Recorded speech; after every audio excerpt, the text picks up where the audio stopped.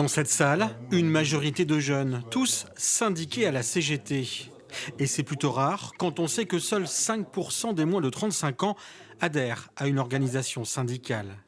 Betty Bonneau, 33 ans, est encartée depuis 2 ans.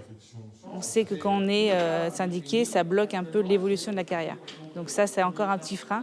Mais on arrive et oui, les gens sont réceptifs et même s'ils ne sont pas syndiqués CGT, ils prônent quand même nos valeurs. On a les anciens qui nous aident et qui sont là pour nous soutenir, nous apprendre aussi à avoir les bons mots. Théo Parey-Garcia a lui aussi adhéré il y a peu et comme pour Betty, il n'y avait pas de tradition syndicale dans sa famille. Il voit dans son adhésion un accompagnement quotidien.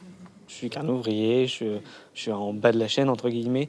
J'ai un problème, je vais voir la CGT, ils me soutiennent, ils sont là avec moi et j'ai un appui. Tout le monde a le droit de se battre, tout le monde a le droit d'être protégé, tout le monde a des valeurs à respecter. Et voilà, qu'on soit en bas ou en haut de la chaîne, on a tous les mêmes droits. Et voilà, faut se battre. La CGT tente de séduire les jeunes, histoire aussi d'assurer l'avenir de ces grandes centrales syndicales et de renouveler peut-être aussi ses cadres. Et cela passera par de la pédagogie sur le terrain et dans les entreprises, selon Philippe Martinez. Moi, je croise trop de jeunes qui pensent que, par exemple, quand on se fait licencier, c'est comme dans les séries américaines, c'est une poignée de main et dehors. Ben non, dans notre pays, il y a un code du travail et ça s'applique quel que soit l'âge. Ces assises jeunes de la CGT qui ont pris comme point de départ la Charente vont se poursuivre à la rentrée prochaine partout en France.